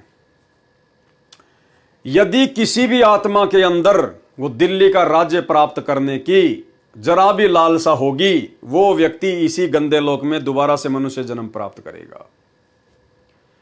यानी जब परमात्मा राज्य का वितरण करेंगे तो परमेश्वर तो देखो परीक्षा लेंगे मालिक, इतना ज्ञान देने के बाद कि अभी भी इनके मन में इस गंदे लोक के ही राज करने की लालसा है क्या? इतना ज्ञान समझाने के बाद भी क्या इन लोगों की यहीं पे राज करने की रुचि बनी हुई है क्या? तो वो भी परीक्षा होगी। भाई और बहनों, सतगुरु की मौज, वो जिसका हाथ पकड़ के आगे कर दे वो तो फिर बात अलग है, वो तो फिर उनकी आज्ञा का पालन करना ही पड़ेगा। लेकिन अपने दिल में बिल्कुल 1% भी ये नहीं होना चाहिए कि परमात्मा ये मौका मुझे दे दे। जैसे मान लीजिए परमात्मा ने 20 भक्तों को बुला लिया कि आओ बच्चों, ये जो यहाँ का जो राज्य है इसका जो है वो किया जाएगा वितरण। अब वो जो 20 भगत हैं, अगर सच्चा भगत होगा तो आंखों में आंसू आ जाएंगे कि परमात्मा मन ही मन में अरदास करेगा कि हे भगवान, हे परमात्मा, इस दास को आप जी ये सेवा ना बख्श देना। हे परमात्मा, ये गंदा राज, परमात्मा आप इससे दास को दूर रखो मेरे मालिक, मुझे तो भक्ति करनी है परमात्मा, सब कुछ समझ में आ गया। ये परमात्मा मेरे को वैसे ही ये काल भक्ति का समय नहीं दे रहा, छोटे से परिवार को संभालने में टाइम नहीं मिल रहा, दिल्ली का राजा बन गया, कहीं और का राजा बन गया, तो भगवान भक्ति क्या खाक करूंगा मैं, दुनिया भर की तो टेंशन लगी रहेगी। तो जो सच्चा भगत होगा ना, उसके तो हृदय में ये बात सुनकर लड्डू नहीं फूटेंगे, वो तो अंदर ही अंदर रोएगा, आंखों में आंसू आ जाएंगे कि भगवान कहीं ये सेवा मुझे ना बख्श दे, मैं तो भक्ति करूंगा बस अपनी जैसी भी है, थोड़ा बहुत समय परमात्मा के ध्यान लगा के भक्ति करूंगा और इस गंदे लोग से पीछा छुड़ाना है। हे मालिक, आपने कह दिया इंद्र का राज कागदा बिष्टा न भोगा इंद्राणी नु, यहाँ का राज करके क्या करना परमात्मा, वैसे समय नहीं मिलता इस गंदे लोक में भक्ति के लिए। तो ये भी परीक्षा होगी भाई और बहनों भक्तों की। जिस प्रकार हम लोग पहले पढ़ाई करते थे और जब टीचर होमवर्क की कॉपी चेक करता था और जिन जिन बच्चों ने होमवर्क कंप्लीट नहीं किया होता था उनको साइड में खड़ा कर दिया जाता था 4-5 को, और फिर उनकी पिटाई करने के लिए उनको आगे बुलाया जाता था कि आ जाओ रे, इधर आओ। तो वो एक दूसरे को धक्का मारते थे कि ये जाए, पहले ये जाए, वो डरा करते थे कि डंडे पड़ेंगे आगे। तो इसी प्रकार जब परमात्मा इस प्रकार की सेवा बांटे तो भाई और बहनों, उन बच्चों जैसी स्थिति अगर किसी की होगी तो सच्चा भगत है। और सतगुरु तो अंतर्यामी है, तुम्हारे अंदर क्या चल रहा है और तुम बाहर क्या बोल रहे हो, फॉर्मेलिटी नहीं चलती इस मार्ग में, नकलीपन नहीं चलता, वो तो अंदर के भाव चेक करेगा। तो भाई और बहनों, ये भी भक्तों की परीक्षा होगी, इसलिए कभी सौपन में भी नहीं आना चाहिए कि परमात्मा हमें इस प्रकार की सेवा दें। ये अरदास करो कि परमात्मा आपके चप्पल जूते उठाने की सेवा दे देना, हे परमात्मा हमें तो आश्रम में झाड़ू निकालने की सेवा दे देना, या अन्य कोई ऐसी सेवा दे देना भगवान जिससे मैं भक्ति ज्यादा कर सकूं। ये परमात्मा, ये तो उलझन है, ये तो बखेड़ा है, ये राजपाट, ये क्या पता कब मान बढ़ाई आ जाए, कब अहंकार आ जाए, कब काल का दाव लग जाए। ये तो विनती करनी चाहिए पल पल कि परमात्मा इस शरीर को लास्ट शरीर बना दो। ये परमात्मा इंद्र के राज की भी लालसा नहीं है, ये दिल्ली का राज तो 2 कोड़ी का राज है, कुछ भी नहीं है। तो ये भक्तों की परीक्षा होगी भाई और बहनों। हमने इस कदर जो है तैयार रहना है, खुशी नहीं मनाने की गुरुजी ने मेरे को वहां का शासन दे दिया, गुरुजी ने मेरे को इतनी बड़ी सेवा दे दी, कुछ नहीं, लेना देना नहीं है।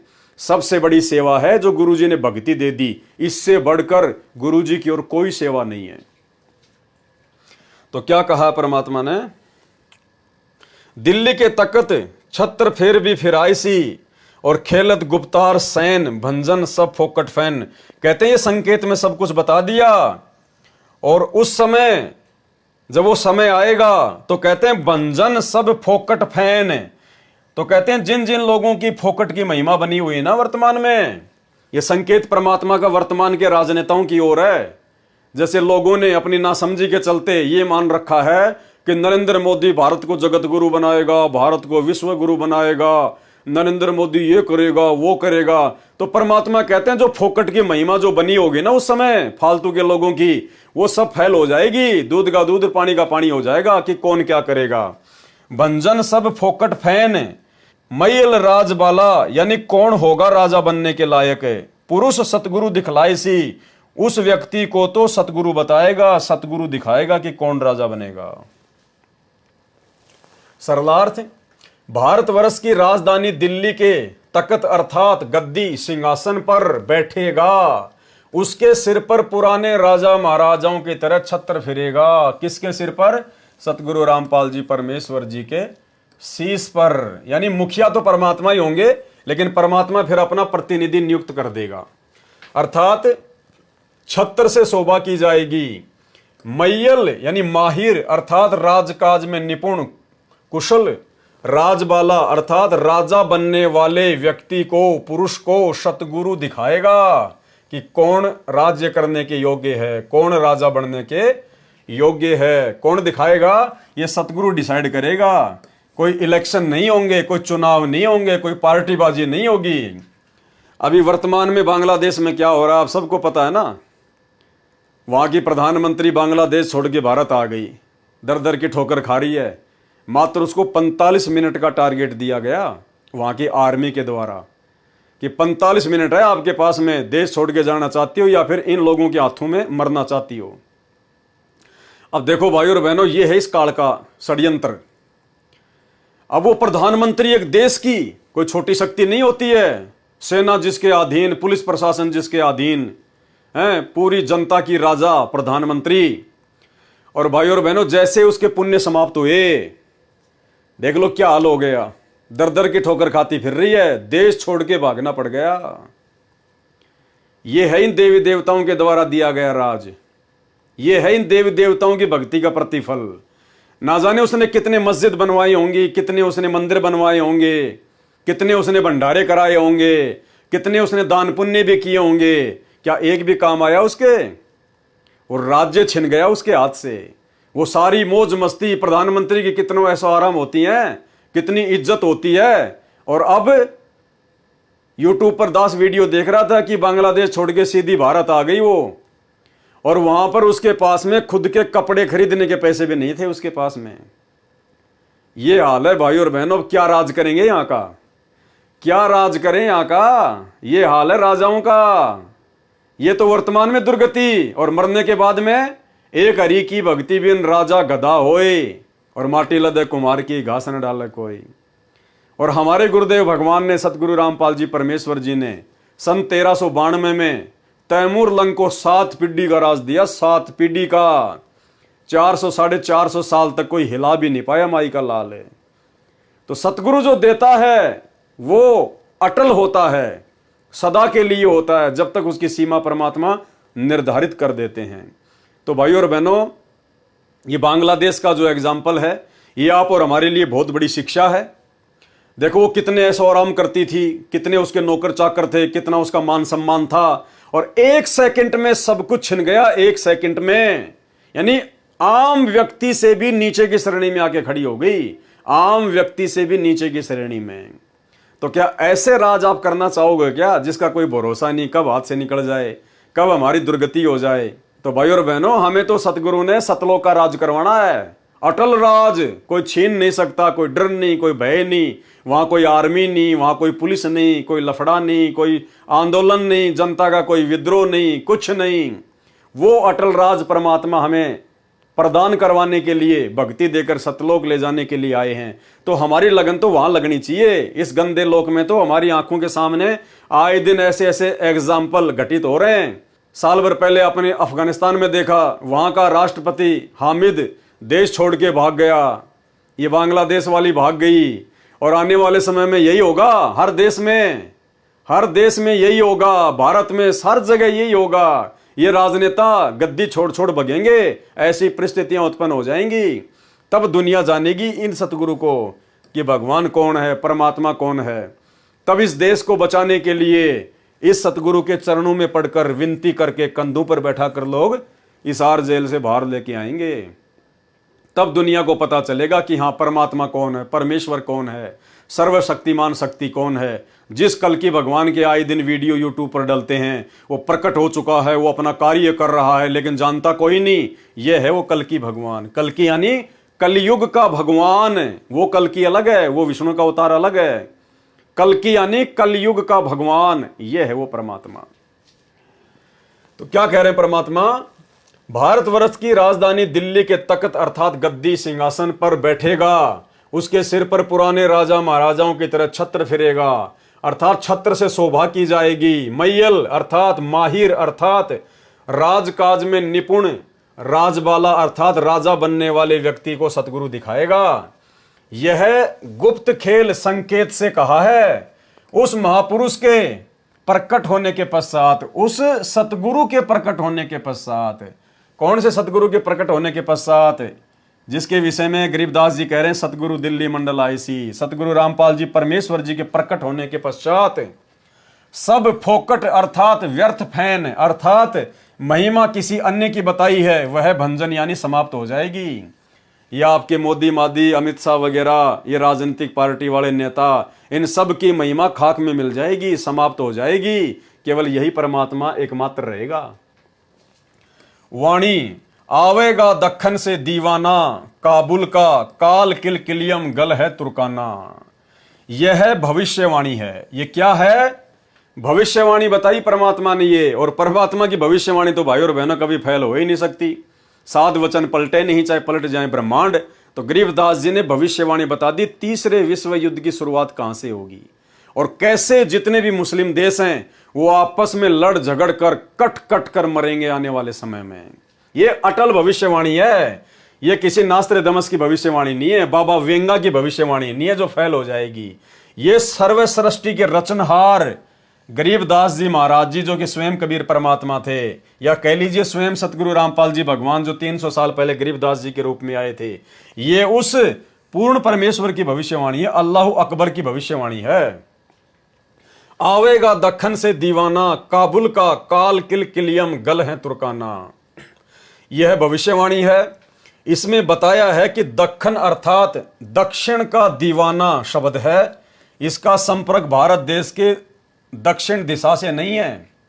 यदि कोई अंदाजा आइडिया लगाए कि कोई भारत के दक्षिणी हिस्से गुजरात से नेता आएगा। अब देखिए भाई और बहनों, यहां पर सीधे तौर पर सतगुरु रामपाल जी परमेश्वर जी ने गुजरात शब्द लिखकर कि कोई भारत के दक्षिणी हिस्से गुजरात से नेता आएगा, क्योंकि मालिक ने 2013 में यह शरणार्थ किया, 14 में नरेंद्र मोदी भारत का पीएम बन गया था।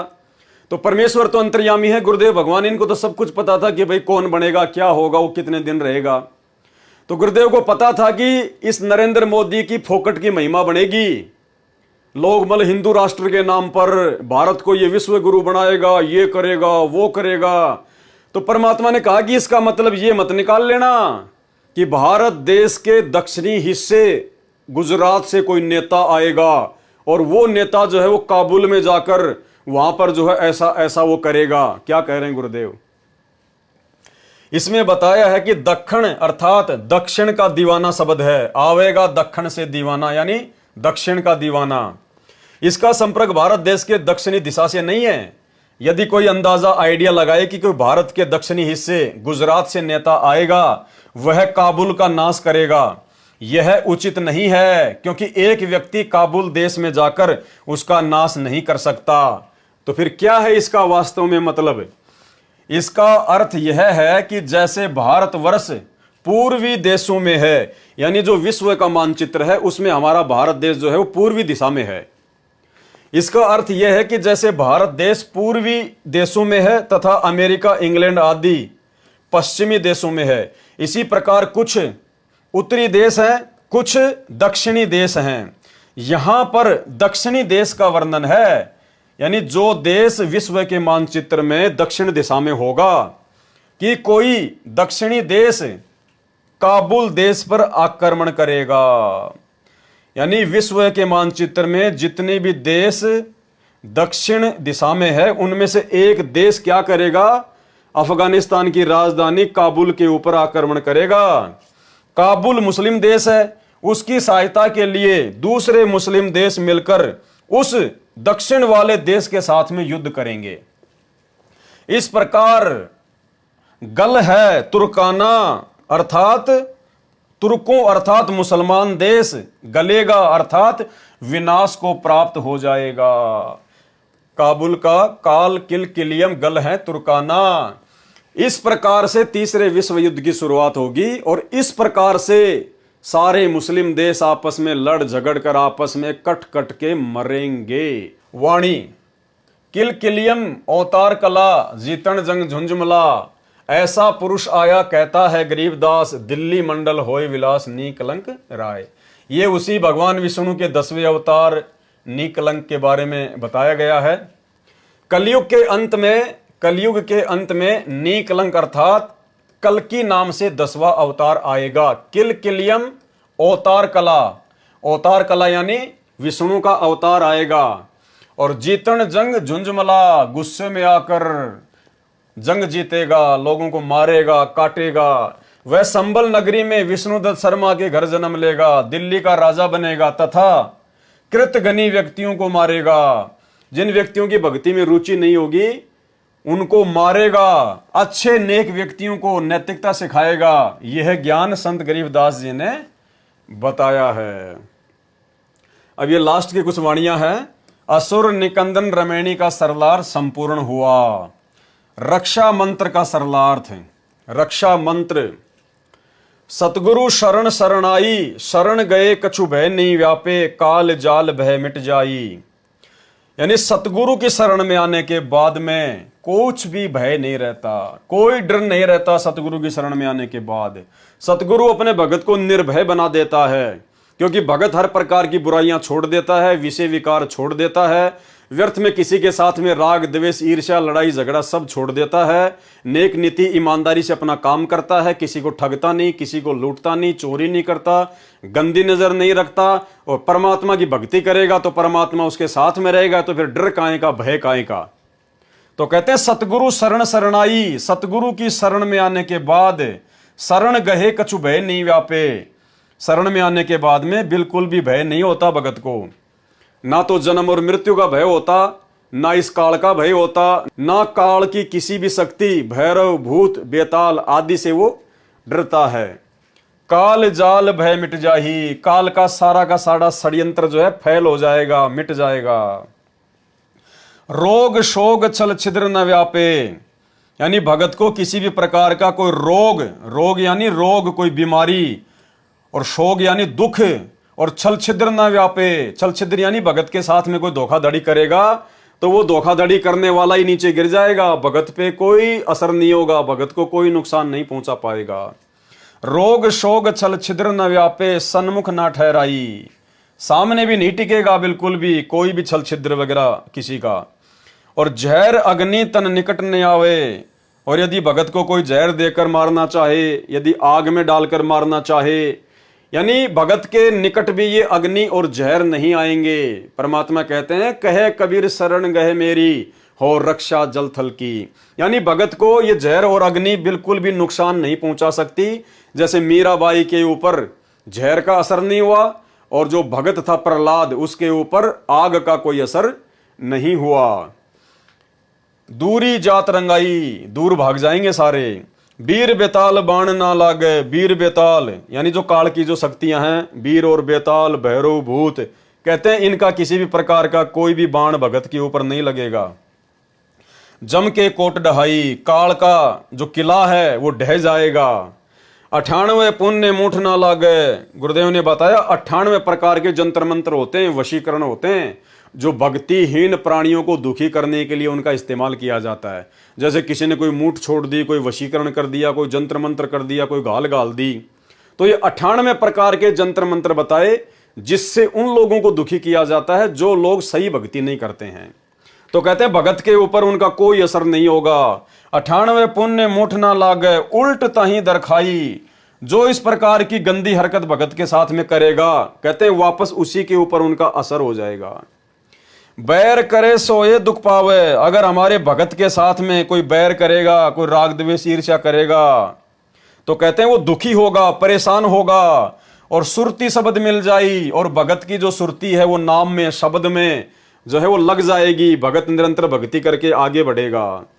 कहे कबीर हम जम दम पे लिया, कबीर परमात्मा कह रहे हैं कि हम जम दम पे लिया। जम यानी काल और दल यानी उसके 14 करोड़ यमदूत। कहते हमने सबको मार भगाया, पेल्या यानी मार भगाया। कहे कबीर हम जम दम पेल्या, सतगुरु लाख दुहाई। गरीबदास जी कह रहे हैं कि ये सतगुरु साक्षी है इस बात का, ये सच है।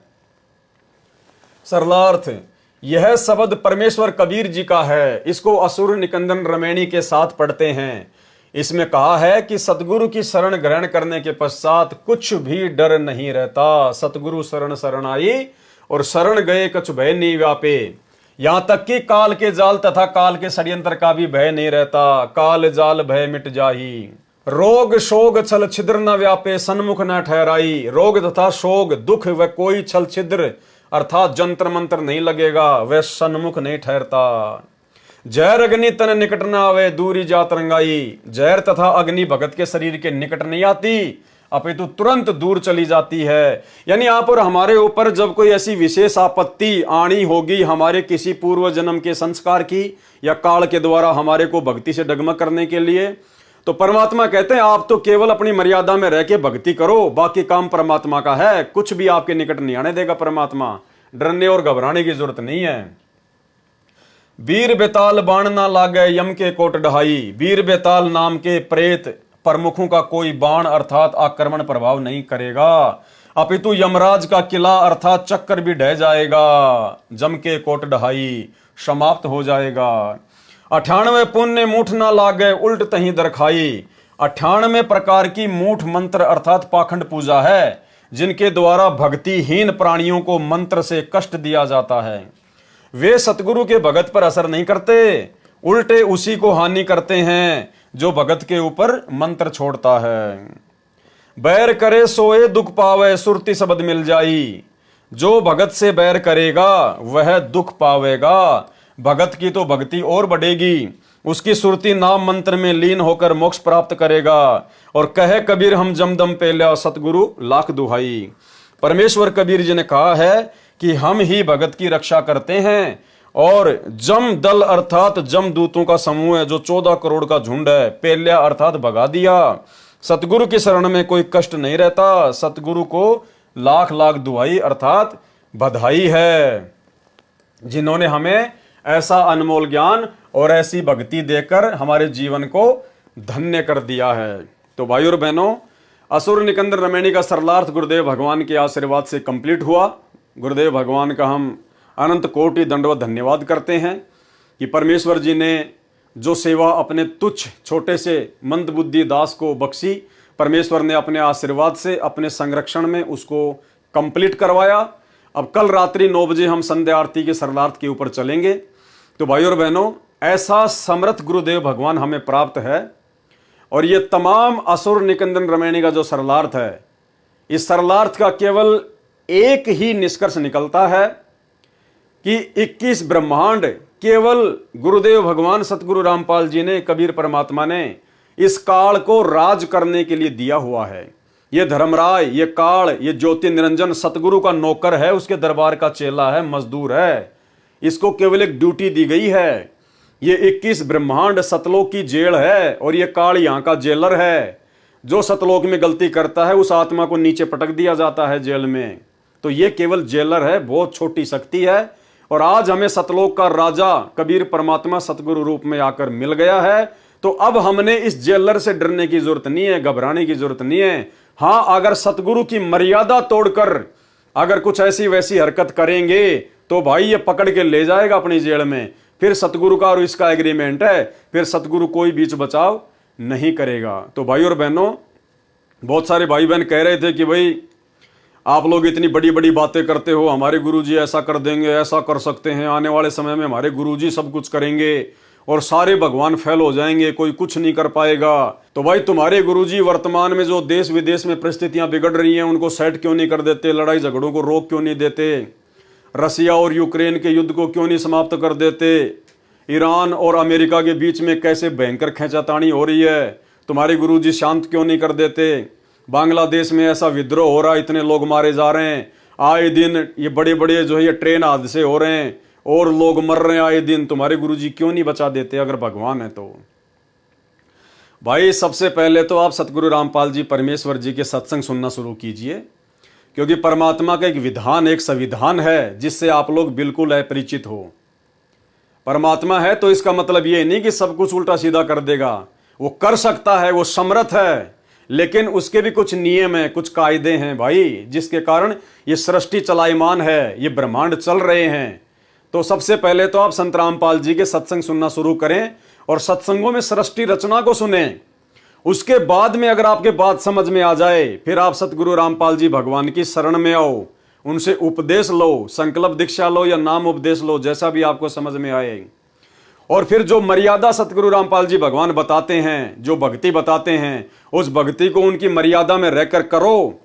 उसके बाद में चाहे भाई पूरी दुनिया इधर की उधर क्यों ना हो जाए, चाहे पूरी दुनिया के देश आपस में लड़ झगड़ के क्यों ना खत्म होने की स्थिति में आ जाएं, जो सतगुरु का सच्चा भगत होगा, जो उपदेश लेने के बाद इनकी मर्यादा में रहकर भक्ति करेगा, जो संकल्प लेने के बाद इनकी मर्यादा में रह के भक्ति करेगा, उस भगत का चाहे कितना भयंकर युद्ध क्यों ना हो रहा हो, कहीं किसी देश में कितना भयंकर विद्रोह क्यों ना हो, चाहे अग्नि बाण क्यों ना छूट रहे हो, मिसाइलें क्यों ना गिर रही हो, परमाणु बम क्यों ना भगत के घर के सामने गिर जाए, लेकिन उस भगत का कोई बाल बाका नहीं कर सकता, बाल बाका।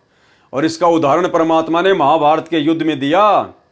अग्नि बाण चल रहे थे, अस्त्र शस्त्र भयंकर, 18 करोड़ सेना आमने सामने, बड़े बड़े योद्धा कट कट के मर गए, जिनके आज नाम लिए जाते हैं। और टटीरी पक्षी के अंडों की परमात्मा ने इंद्र के हाथी का घंटा तोड़ के रक्षा कर दी, कोई बाल बाका नहीं कर पाया। पूरी 18 करोड़ सेना मर गई कट कट के, लेकिन वो 5 अंडे जो बताते हैं गुरुदेव भगवान, उन पे आंच भी नहीं आने दी परमात्मा ने। तो इसी प्रकार जो सतगुरु की शरण में आ जाएगा, सतगुरु रामपाल जी से विधिवत नाम दीक्षा ले लेगा, उनकी शरण में आकर मर्यादा में रहकर भक्ति करेगा, तो भाई आपके घर के सामने चाहे युद्ध क्यों ना हो, अग्निबाण क्यों ना गिरे, मिसाइल क्यों ना गिरे, परमाणु बम क्यों ना गिरे, भगत का बाल बाका नहीं हो सकता। चाहे अकाल पड़े, चाहे भूकंप आए, चाहे बाढ़ आए, चाहे दुनिया डूब जाए, भगत को परमात्मा ऐसे अपने हाथों पर रखेगा। एक समय गुरुदेव भगवान ने सत्संग में बताया कि काल ने कहा परमात्मा से कि धर अंबर सब जाएंगे और विनसेंगे कैलाश, और एकम एका होएगा। एकम एके का मतलब होता है सब कुछ तैस नैस हो जाना। तब कहां रहेंगे तेरे दास? क्या कहा काल ने कि धर अंबर सब जाएंगे और विनसेंगे कैलाश, और एकम एका होएगा, तब कहां रहेंगे तेरे दास? तब आपके ये भगत, आपके ये शिष्य और शिष्याएं, ये उस समय कहां जाएंगी, कहां रहेंगी, कौन इनकी रक्षा करेगा जब मैं अपने किस ब्रह्मांड में सब कुछ तहस नहस करूंगा? तो गुरुदेव भगवान ने कहा कि धर अंबर सब जान दे और विनसन दे कैलाश, और एकम एका होण दे, मेरे आश्रय रहेंगे मेरे दास। जैसे पानी के ऊपर नौका चलती है, ऐसे मेरे भगत उन विकट परिस्थितियों में मेरी पलकों पे रहेंगे, मेरे हाथों के ऊपर रहेंगे, जैसे जहाज पानी के ऊपर रहती है। चाहे कितनी इलोरे मरती रहें, जहाज का कुछ नहीं बिगड़ता। परमात्मा से पूछा किसी ने कि धर अंबर सब जावेंगे और विनसेंगे कैलाश, एकम एका होएगा, तब कहां रहे तेरे दास? धरती अंबर जान दे और विनसन दे कैलाश, एकम एका होण दे, मेरे आश्रय रहे मेरे दास। कि मेरे भक्त मेरे द्वारा बताई गई इस विधि और इस धर्म पुण्य के जहाज में बैठ के और ऐसे रहेंगे जैसे नौका जल के ऊपर रहा करती है। ये धर्म के कारण ये विनाश में नहीं आएंगे, चाहे तीनों लोकों का भी नाश बेशक हो जाए। तो भाई और बहनों, ऐसा समर्थ सतगुरु भगवान आज हमें प्राप्त है। और भाई और बहनों, इस बात को हम कोई अहंकार में आकर नहीं कह रहे, ना हमें कोई घमंड है, क्योंकि घमंडी और अहंकारी वो होता है जिसको ज्ञान नहीं होता, आध्यात्मिक ज्ञान नहीं होता। बल्कि हमें फक्र है कि समर्थ सतगुरु की हम शरण में हैं, और आने वाले समय में देश विदेश सहित भारत में भी तांडव मचेगा। भविष्यवाणियां तो आप सबको पता ही है, नास्ट्राडामस की, बाबा वेंगा की या अन्य लोगों की। वो 2028 तक या उसके कुछ समय बाद सब कुछ ऐसा ही होगा। और उस समय ये दुनिया देखेगी कि वास्तव में संत रामपाल जी के भगत, जो संत रामपाल जी की मर्यादा में रह के भक्ति करता है, उनको तो आंच भी नहीं आई किसी भी प्रकार की। दुनिया भूख से मर रही है, लेकिन उनके भक्तों के घरों में रोजाना हलवा बन रहा है।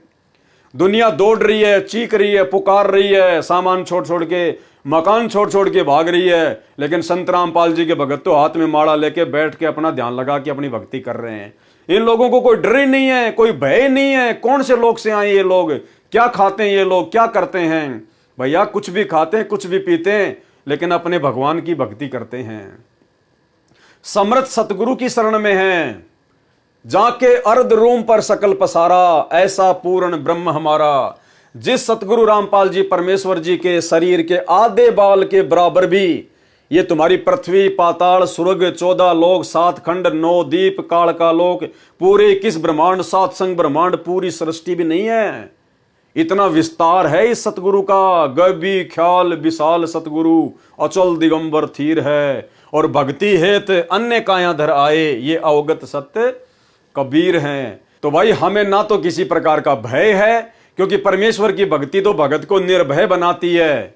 और भाई डरेंगे वो, मरेंगे वो, इधर उधर भागने का प्रयास वो करेंगे, हार्ट अटैक उनके आएगा, हैं भीड़ में नीचे कुचल कुचल के वो मरेंगे, वो दबेंगे, वो दुखी, वो परेशान होंगे, जो इस सतगुरु की शरण में नहीं आएंगे। तो भाई विनती है, प्रार्थना है, दुनिया में चाहे कुछ भी हो और कुछ भी ना हो, ये दुनिया तो ऐसे मरती आई है, मरती रहेगी। अगर आपको अपनी सुरक्षा चाहिए, अपने परिवार की सुरक्षा चाहिए, तो संत रामपाल जी के शरण में आ जाओ। फिर चाहे बांग्लादेश हो, चाहे यूक्रेन हो, चाहे रसिया हो, चाहे ईरान हो, चाहे अमेरिका हो, चाहे काबुल हो, चाहे कुछ भी हो, आने वाले समय में जो होगा आप लोगों का बाढ़ बाका नहीं होगा, अगर विश्वास के साथ मर्यादा में रह के भक्ति करोगे तो भाई और बहनों, आज के वीडियो में केवल इतना ही। और गुरुदेव भगवान का बारंबार हम धन्यवाद करें कि परमेश्वर ने हमारे ऊपर, अरबों खरबों की जनसंख्या है इस दुनिया में, लेकिन आप और हमारे ऊपर गुरुदेव ने अपनी शरण में लेने की रजा तो बख्शी सो बख्शी। उनका अध्यात्म ज्ञान हमें जिस कदर समझ में आ गया है, साध संगत से जुड़े हुए भाई बहनों को, ये गुरुदेव भगवान की आप और हमारे ऊपर एक विशेष रजा है, एक विशेष विट्टो पावर है परमात्मा की। ये सतलोक आश्रम मैनेजमेंट हरियाणा से जुड़े हुए भाई बहनों को प्राप्त नहीं है। इसलिए भाई और बहनों, ये मौका दोबारा नहीं मिलेगा, बार बार नहीं मिलेगा। आप पूर्णतया अपने गुरुदेव भगवान पर आश्रित हो जाओ, पूर्णतया अपने गुरुदेव भगवान पर दृढ़ विश्वास कर लो। दुनिया मरे, जले, कटे, दौड़े, भागे, कुछ भी कहे, कहने दो, दुनिया का काम है, वो ऐसे कहती आई है। दुनिया को आगे पीछे का ज्ञान नहीं है, आगे पीछे का ज्ञान केवल गुरुदेव ने आप और हमारे को दिया है। क्योंकि परमात्मा कहते हैं, अगम निगम को खोज ले, बुद्धि विवेक विचार, और उदय अस्त का राज मिले, तो बिन नाम बेगार। तो गुरुदेव भगवान ने सारी की सारी मेहर, सारी की सारी रजा आप और हम सत्सेवकों के ऊपर जबरदस्त तरीके से लुटा दी है भाई और बहनों। तो अब हमने भी गुरुदेव भगवान की इस रजा का भरपूर लाभ उठाना है। इस राम नाम की लूट को जितना लूट सकें उतना लूट लें, बाद में मौका नहीं मिलेगा। फाइनल स्टेज है, सारी प्रोसीजर पार करके आ चुके हैं हम। तो भाई और बहनों, अब आगे मौका नहीं मिलेगा अगर पैर फिसल गया तो आज के वीडियो में केवल इतना ही। गुरुदेव भगवान से आशीर्वाद प्राप्त करते हैं, आज्ञा लेते हैं। कल रात्रि 9 बजे संध्या आरती से हम शुरुआत करेंगे। बंदी छोड़ सतगुरु रामपाल जी भगवान की जय हो।